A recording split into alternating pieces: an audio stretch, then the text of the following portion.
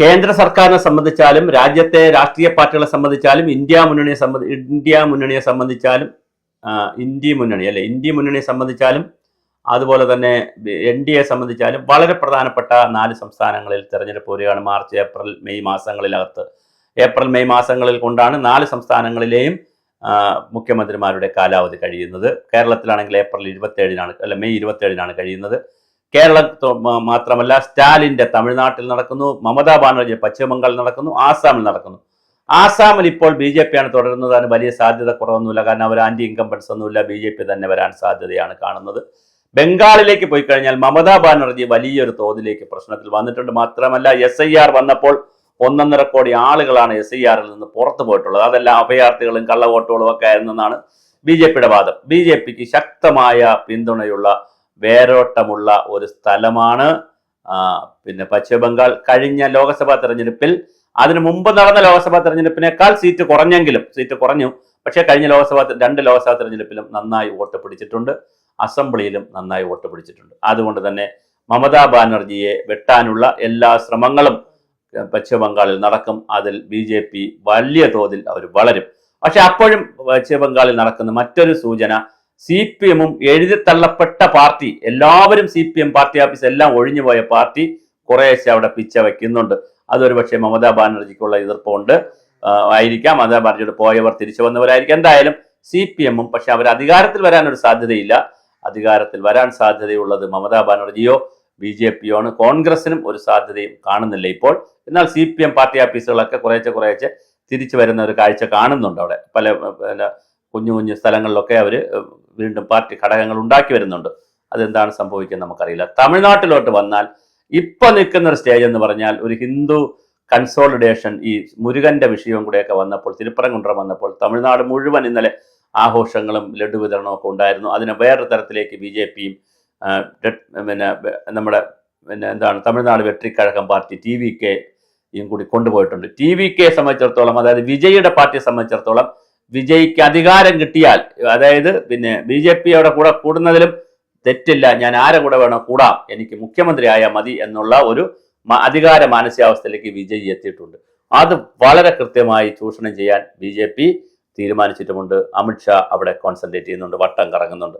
അമിത്ഷായുടെ ഏറ്റവും വലിയൊരു പ്രത്യേകത, അദ്ദേഹം കാണുന്നത് പോലെയാണ്, തടി തന്നെയാണ്, അത്രയും ഉണ്ട് കാതൽ എന്ന് പറയുമല്ലോ. ചില ആളുകളെ അല്ലെങ്കിൽ ചില തടി കണ്ടാൽ ഉള്ള് കാണത്തില്ല, വലിയ പുറം ഭയങ്കരമായിട്ട് കാണാൻ പറ്റും, ഉള്ളൊന്നും കാണത്തില്ല, പൊള്ളയായിരിക്കും. പക്ഷെ അമിത്ഷാ പുറം പോലെ തന്നെയാണ്, ഉള്ളും വളരെ കാതലുള്ള തടിയാണ്. അദ്ദേഹത്തിന് സ്ട്രാറ്റജികൾ വർക്കൗട്ട് ചെയ്യാൻ അറിയാം ആളുകളെ. നരേന്ദ്രമോദിയെ ഗുജറാത്തിൽ കൂടെ നിന്ന നരേന്ദ്രമോദിയെ ഇന്ത്യൻ പ്രധാനമന്ത്രിയാക്കാൻ അറിയാമെങ്കിൽ നരേന്ദ്രമോദിക്ക് ആവശ്യമായ എല്ലാ സപ്പോർട്ടും ബാക്കിൽ നിന്ന് ഒരു ഇരട്ട സഹോദരനെ പോലെ കൊടുക്കുന്നുണ്ടെങ്കിൽ അദ്ദേഹം വലിയ ഒരു ചാണക്യൻ തന്നെയാണ് ഇന്ത്യൻ രാഷ്ട്രീയത്തിലെ BJP-യുടെ. എന്ന് മാത്രമല്ല, അമിത്ഷാ എന്ന് പറഞ്ഞാൽ അതൊരു അമിത് ഷാ തന്നെയാണ്. അപ്പോൾ അദ്ദേഹം ബംഗാളിൽ ഒരു പണി വച്ചിട്ടുണ്ട്, തമിഴ്നാട്ടിൽ ഒരു വലിയൊരു ചെക്ക് വച്ചിട്ടുണ്ട്. അദ്ദേഹം വിജയിയെ മുഖ്യമന്ത്രി ആക്കാം എന്നുള്ള നിലയിലേക്ക് പോകുന്നു. അങ്ങനെയാണെങ്കിൽ ജയലളിതയോടൊപ്പം നിന്ന പനീർസെൽവം ടീമുകളും ഒക്കെ കൂടി വന്ന് ഇതൊരു വിശാല മുന്നണി അവിടെ ഉണ്ടായാൽ അത് സ്റ്റാലിന് വലിയ ബുദ്ധിമുട്ടുണ്ടാക്കാനുള്ള സാധ്യതയുണ്ട്. അണ്ണാമലയോടൊക്കെയുള്ള ആളുകൾ അവിടെ ഉണ്ട്. അപ്പോൾ വലിയ ഒരു സാധ്യതയാണ് തമിഴ്നാട്ടിൽ കാണുന്നത്. ഇനി കേരളത്തിലേക്ക് വന്നാൽ, കേരളത്തിൽ ഏപ്രിൽ മാസത്തിലാണ് തിരഞ്ഞെടുപ്പ് നടക്കുന്നതെങ്കിൽ ഇന്നേക്ക് ഒരു 100 ദിവസത്തിനകത്ത്, ജനുവരി ആയല്ലോ, ഫെബ്രുവരി, മാർച്ച്, ഒരു 100 ദിവസത്തിന് ഇപ്പുറം തിരഞ്ഞെടുപ്പ് നടക്കാൻ സാധ്യതയുണ്ട്. അങ്ങനെയാണെങ്കിൽ മാർച്ച് അവസാനമൊക്കെ അനൗൺസ്മെന്റ് വരാൻ സാധ്യതയുണ്ട്. ജനുവരി 29-ന് അസംബ്ലിയിൽ നിയമസഭയിൽ ബഡ്ജറ്റ് നടക്കുന്നു. അതിന്റെ ഓൺ അക്കൗണ്ടൊക്കെ പാസ്സായി ഫെബ്രുവരിയിൽ കുറച്ച് ആനുകൂല്യങ്ങളൊക്കെ കൊടുത്തു കഴിയുമ്പോൾ സ്വാഭാവികമായും തെരഞ്ഞെടുപ്പിങ് വരും, അതിന്റെ ആരവം വരും. അപ്പോൾ കേരളത്തിൽ 3 മുന്നണിയിൽ ആരാണ് നേടുക, ആരാണ് വീഴുക? BJP വളരെ വലിയ ഹൈപ്പിലാണ് ഇപ്പം നിന്ന് ഓടുന്നത്. അവർക്ക് തിരുവനന്തപുരത്ത് 5 സീറ്റ് പിടിക്കാം, 4 സീറ്റ് പിടിക്കാം, 3 സീറ്റ് പിടിക്കാം, 2 സീറ്റ് പിടിക്കാം, ഒരു സീറ്റായി പോകും. എന്നാൽ തിരുവനന്തപുരത്ത് അവർ വല്ലാതെ കോൺസെൻട്രേറ്റ് ചെയ്യുന്നുണ്ട്. കൊല്ലത്തും അവർ ചാത്തന്നൂർ ഉൾപ്പെടെ അവർ പിടിക്കുന്നുണ്ട്. ചെങ്ങന്നൂരിൽ അവർ ചില കണ്ണുവച്ചിട്ടുണ്ട്, പന്തളം കണ്ണുവച്ചിട്ടുണ്ട്, തൃപ്പൂണിത്തുറ അവരെ കണ്ണിലുണ്ട്, പാലക്കാടും തൃശ്ശൂറും മഞ്ചേശ്വരവും ഒക്കെ അവരെ കണ്ണിലുണ്ട്. അപ്പോൾ ഒരുപാട് മണ്ഡലങ്ങൾ ഒരു 10 സീറ്റെങ്കിലും പിടിച്ചാൽ ഞങ്ങൾ അടുത്ത മുഖ്യ പ്രതിപക്ഷമാകാം അടുത്ത ഘട്ടത്തിൽ. അത് കഴിഞ്ഞാൽ 31-ൽ മുഖ്യ പ്രതിപക്ഷം, 36-ൽ ഭരണപക്ഷം, അല്ലെങ്കിൽ 31-ൽ തന്നെ ഭരണപക്ഷം എന്നുള്ള നിലയിലേക്ക് മാറാനുള്ള എല്ലാ സജ്ജീകരണവും നടത്തിയിട്ടാണ് BJP നിൽക്കുന്നത്. അതേസമയം CPM-നെ സംബന്ധിച്ചിടത്തോളം അവർ 2 ടേം എന്നുള്ള എല്ലായിടത്തും ദൂരെ കളഞ്ഞിട്ട് 3 പേർ ഇപ്പം 2 പേർ മത്സരിക്കില്ലെന്നാ കേൾക്കുന്നു. ഒരാളിന് സീറ്റ് കൊടുക്കില്ല. മുകേഷിന് കൊല്ലത്ത് സീറ്റ് കൊടുക്കാൻ ഒരു സാധ്യതയുമില്ല. കാരണം മുകേഷ് കൊല്ലത്ത് നിന്ന് ഒറ്റപ്പെട്ട് നിൽക്കുകയാണ്. മുകേഷിനെ പാർട്ടി പരിപാടികളിൽ പോലും വിളിക്കുന്നില്ല. ഇനി മുകേഷിനെ നിർത്തിയാൽ മുകേഷ് ജയിക്കുന്ന കാര്യവും പ്രയാസമായിരിക്കും. അതേസമയം ശ്രീജിത്തും നൌഷാദും ഒക്കെ ഉള്ള ആളുകൾക്ക് വീണ്ടും സീറ്റ് കൊടുക്കാൻ സാധ്യതയുണ്ട്. അങ്ങോട്ട് പോയി കഴിഞ്ഞാൽ MM മണി മത്സരിക്കുന്നില്ല എന്നാണ് പറയുന്നത്. ഉടുമ്പൻചോലയിൽ MM മണിയുടെ മകൾ ഏരിയ സെക്രട്ടറിയാണ് ഇപ്പോൾ, സുമയെന്ന മറ്റാണ് പേര്. അവർ മത്സരിക്കാനുള്ള എല്ലാ സാധ്യതയുമുണ്ട്. അവിടെ ഒരു മക്കൾ രാഷ്ട്രീയം വരുന്നുണ്ട്. പിന്നെ അത് കഴിഞ്ഞാൽ പിന്നെ G സുധാകരൻ മത്സരിക്കുന്നില്ല എന്നാണ് കേൾക്കുന്നത്. അദ്ദേഹത്തിന് താല്പര്യമില്ല എന്ന് പറയുന്നു. ആരോഗ്യകാര്യങ്ങളും പല കാരണങ്ങളാൽ. TP രാമകൃഷ്ണൻ LDF-ന്റെ നേതാവ് എന്നുള്ള നിലയിൽ പേരാമ്പ്രയിൽ നിന്നുള്ള MLA, അദ്ദേഹം മത്സരിക്കാൻ സാധ്യത കുറവാണ്. അതുപോലെ തന്നെ തളിപ്പറമ്പിൽ നിന്നുകൊണ്ട് MV ഗോവിന്ദൻ മത്സരിക്കാനുള്ള സാധ്യതയും കുറവാണ്. പാർട്ടി സെക്രട്ടറി എന്നുള്ള നിലയിൽ MV ഗോവിന്ദൻ ഇനി മത്സരിക്കാൻ സാധ്യത കുറവാണ്. അവിടെ നികേഷ് കുമാർ ചിലപ്പോൾ മത്സരിച്ചേക്കാം. നികേഷ് കുമാർ ജില്ലാ കമ്മിറ്റി അംഗം, ജില്ലാ സെക്രട്ടറി അംഗം മറ്റുമാണ്. നികേഷ് കുമാർ ചിലപ്പോൾ അവിടെ മത്സരിച്ചേക്കാം. ഇങ്ങനെ ഓരോ തരത്തിലേക്കുള്ള അതപ്പോൾ CPM-ന് എടുത്തു കഴിഞ്ഞാൽ അവർ 2 പിന്നെ എക്സിസ്റ്റിംഗ് 4 MLA-മാർ 2 പേർ പാർട്ടിയുടെ ആളുകളായിട്ട് പോകുന്നതുകൊണ്ട്, 2 പേർ അല്ലാതെ പോകുന്നതുകൊണ്ട് 4 പേർ മത്സരിക്കാത്ത ബാക്കി 96 പേരും മത്സരിക്കാനാണ് സാധ്യതയുള്ളത്.